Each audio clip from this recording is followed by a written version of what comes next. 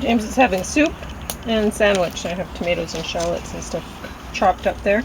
I'm going to talk about Guns Akimbo and Valley of Shadows, American Night, and Brothers in Arms, The Making of Platoon. And then James is going to talk about Joni Mitchell. Yeah, archives, well, they got two. Talked about it a little bit about it yesterday. We'll talk about it just only a little bit today. Yeah. And that soup's awesome. It has every vegetable in it that we have in the fridge. So, chopped cabbage and beets, the yellow beets, and the little red potatoes, and broccoli, all sorts of things. Oh, not shallots, because I can't have that. That gives me a headache. So anything like onions? Yeah. Does garlic give me the same trouble? No. Okay. Garlic doesn't give me a headache.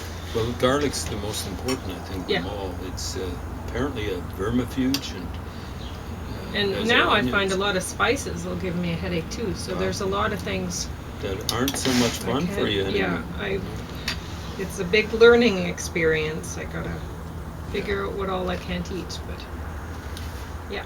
Yeah, that's the way it was when I developed lactose intolerance. Yeah.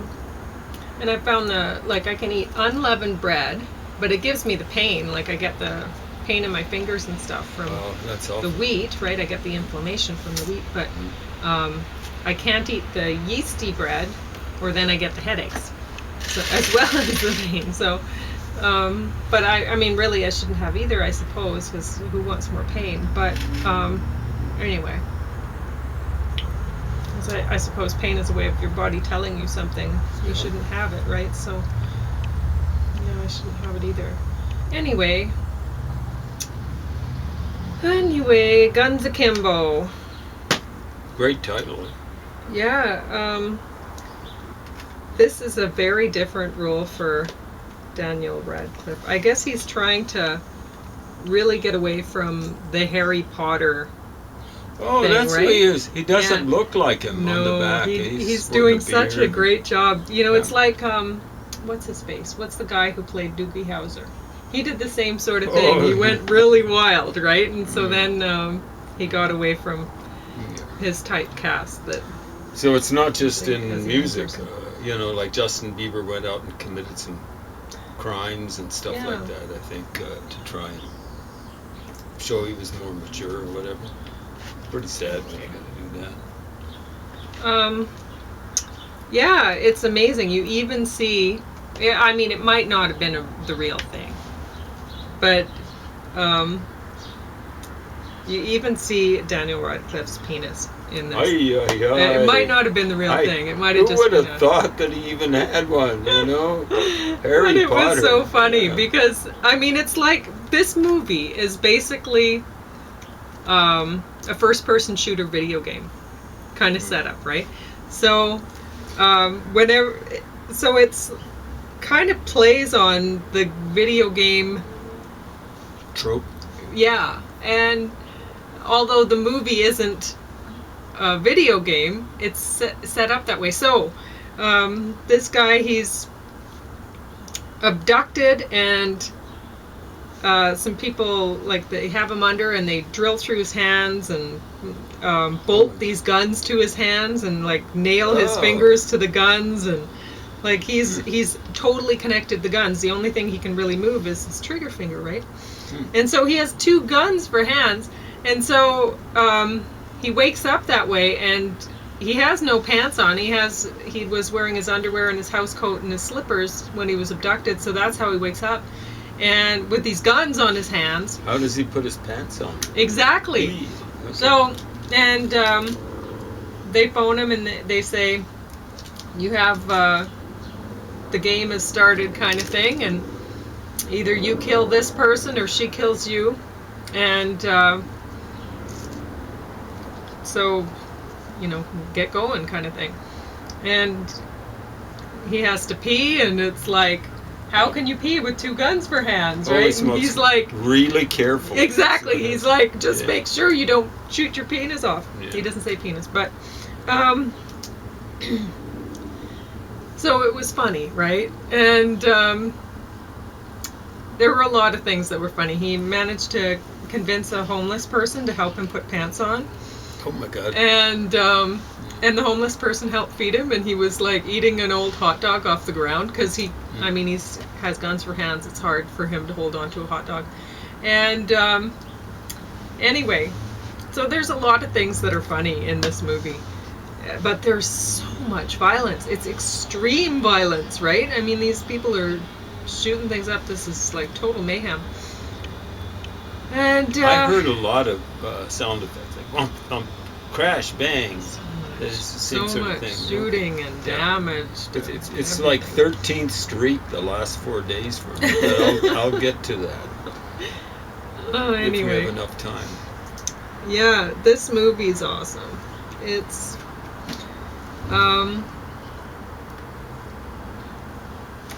it says on the back, a wild ride. Yeah. Yeah, so anyway, anybody who can laugh about the video game aspects of like having guns for hands or whatever, there you go. You will love this. Anyone who likes shoot 'em up movies, you will love that. Anyone who likes the action where there's lots of things getting destroyed and you will love this. Valley of Shadows. This one's subtitles. It's from Norway. And the kids actually were good actors. They acted like kids. Oh, and that's unusual. Yeah, they weren't over the top. They did a good job. And I mean, the movie was all about, well, basically one of the kids. So you needed a good actor for that, and he pulled it off. The story just followed him around, and you really felt for this little guy. So, yeah. It sounds like the garbage truck's coming, so it's going to be loud for a little bit. Anyway, what was I going to say about it? If you don't like subtitle movies, you won't like it. And most of the movie, though, doesn't require subtitles because most of it is following this kid around alone, so he's not talking to anyone. So you're just seeing the Scandinavian scenery and whatever.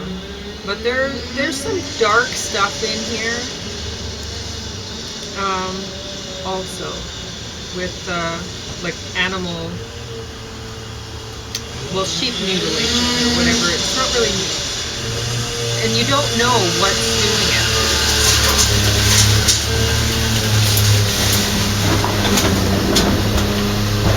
The kids, of course, think that it's supernatural, that it's a monster that's doing it. But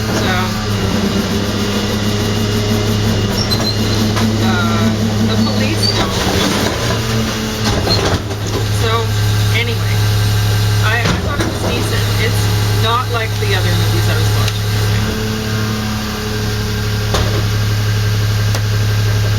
American Night was not good.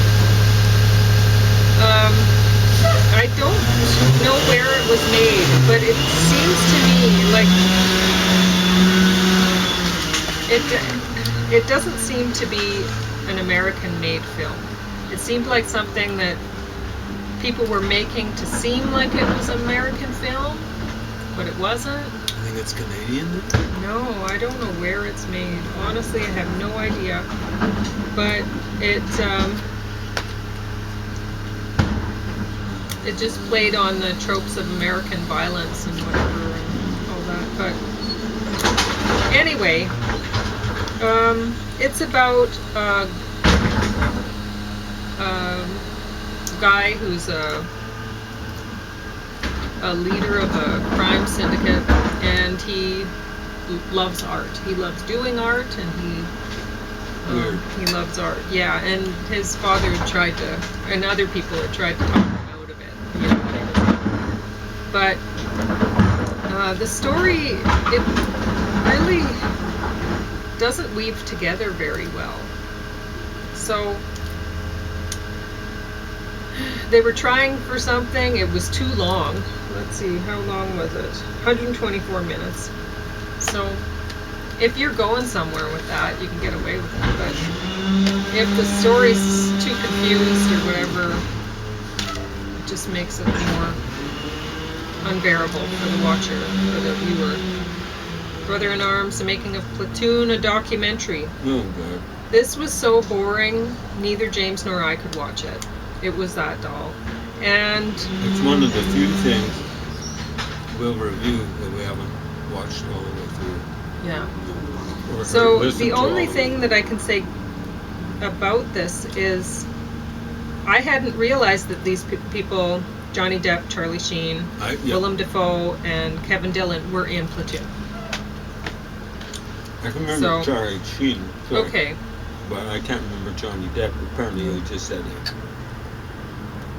fleeting moment on screen.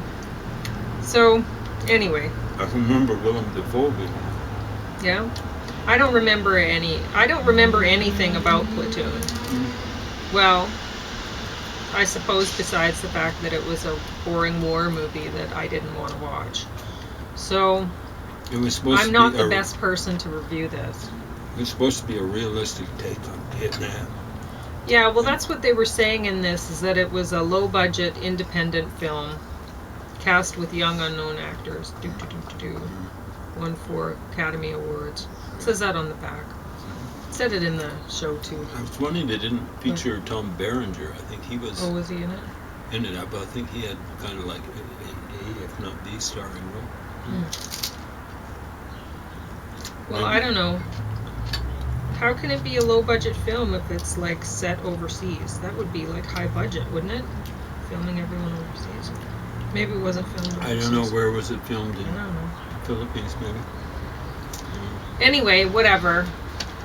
Bottom of the stack. So James is going to talk about Joni Mitchell now. How's your soup? I haven't started it yet. It's not hot, is it? Yeah, it's good. It's good. Yeah, I think it's the best one I've made yet. I usually don't like the ones I put celery in, but I like this one. I think the beets and the cabbage make it. The less, the merrier it is for the cancer. Yeah, you know, like you probably. put cabbage in there, that's a cancer killer apparently. Beets, cancer killer. And if it tastes good on top of that, well, Yeah. it's like 11 on a scale of 10 as far as I'm concerned. Okay, have fun with Joni Mitchell. I listened to some of it, and I was actually impressed with some of her lyrics. A lot of the time, she just does the assonance thing, the correspondence of vowel Baby sounds. Crazy Yeah. is a classic. So she did something like that. that's kind of. Sometimes it works out great, but honestly, if you're mixing it up, either you work just with assonance or you work just with rhyme. Yeah. Because honestly, when you mix it up, it just looks like you were sloppy. It looks like you're as sloppy as Lou Reed was back in the day. So the assonance can work really well if you only use assonance. That's my opinion on using assonance in writing songwriters or poetry. It's great in poetry too. Whatever. I mean, it works better in songs. Yeah, because it does. It does work better in songs. You tend to lengthen syllables, even in a song where you're hammering it out. And so when you lengthen a syllable, what you're lengthening is the vowel. Yeah. And assonance is correspondence to vowel. Yeah. As long as you don't stick an S at the end of it. Or a T. Yeah, something like that. Stick an S or a T, it doesn't work out so well. You end up sounding like a snake. Yeah, Frank Sinatra didn't like a lot of S's in that song lyric. And I'm going, deal with it, Frank, buddy. No, this is real life, or it should be.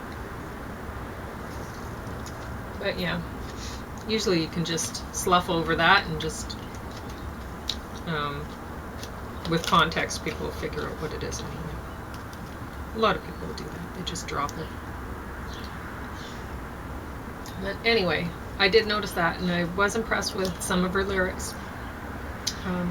Chelsea Morning, that one's a good one. It's short, and the lyrics are Yeah, good. and it's pretty sweet. Yeah. Unlike most of her stuff, especially afterwards, she just had a gift for melody, as far as I'm concerned. Really?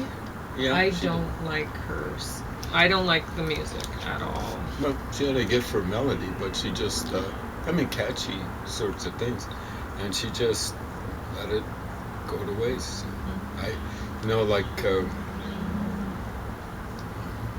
It doesn't matter if you got a gift. If you can't use it, if you're too shy or something like that to use it, too arrogant to use it, I think she had this idea that, I'm above the crowd, I'm not going to appeal to them. Well, if you got that attitude and the crowd turns away, that's your fault. Yeah? I am impressed with how many things she picked up later in life, playing instruments and stuff. Yeah, it's kind of unusual. They say that older,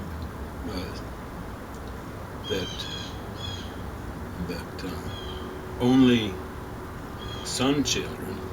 only boy children tend to be like oldest boys.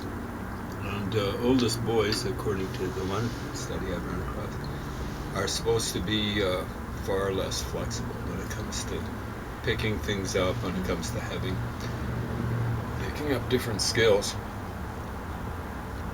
But that study indicated that maybe it was different for women. I think she was an only child, so maybe a little bit unusual.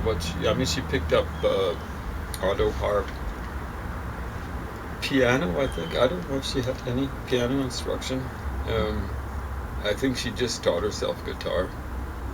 Wasn't a great guitar player. I think she's a better piano player than guitar player. Came up with her own tunings for guitar, but that was because she was apparently fairly weak in her hands because of the polio she had as a child.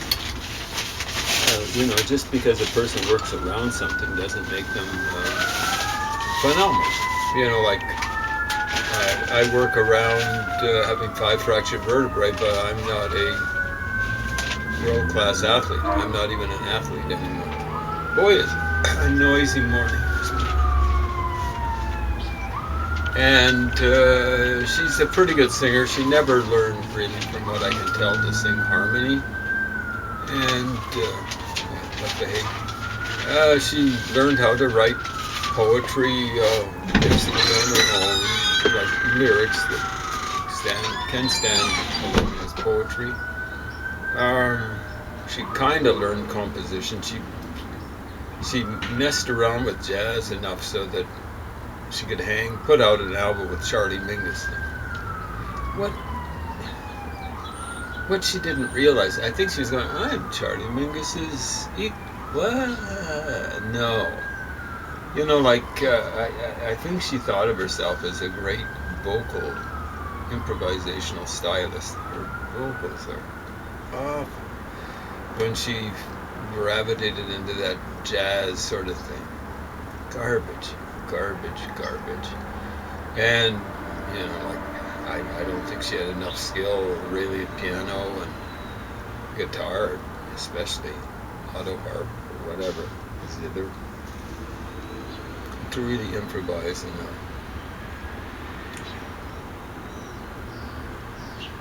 a absorbing way.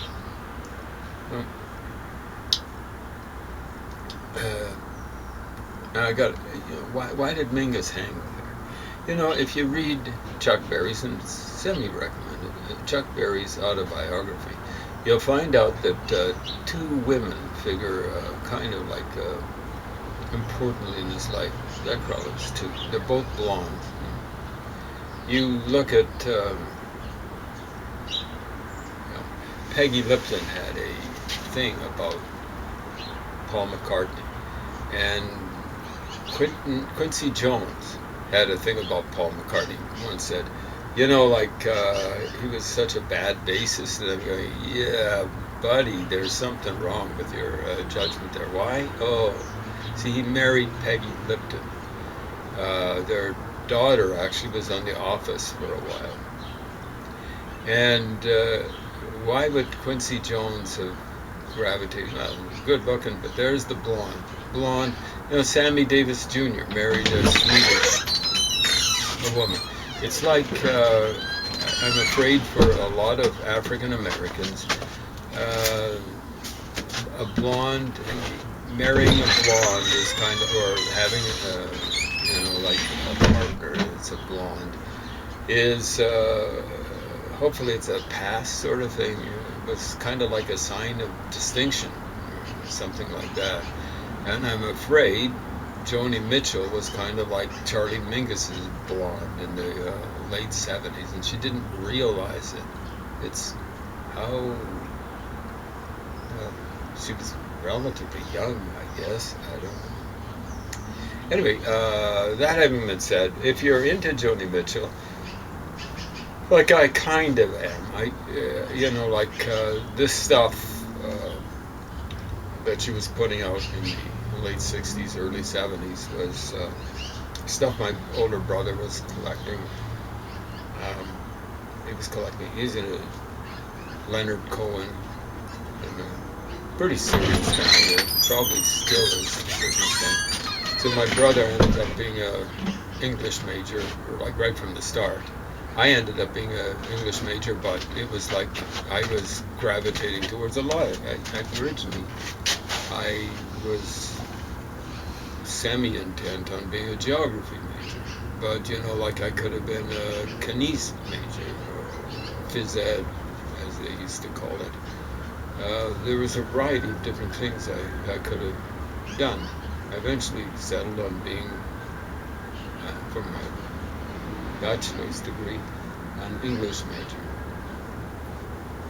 Anyway, I can remember listening to this stuff. My brother had a different room from me once after 1970. I think he might have had some Joni Mitchell before that. Anyway, I listened to this stuff, and I developed a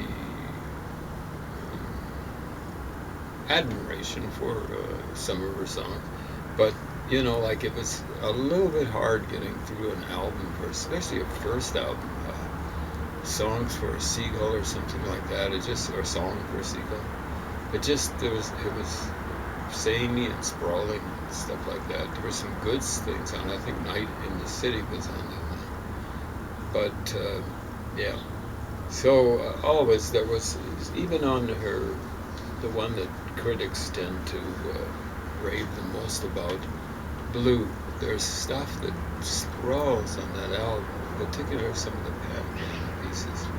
I think one of the problems she had was she didn't really do much performing in front of people, so she didn't know what audiences kind of liked. And I am telling you, it's important. The Beatles would do, I don't know, hours a day when they were in Hamburg.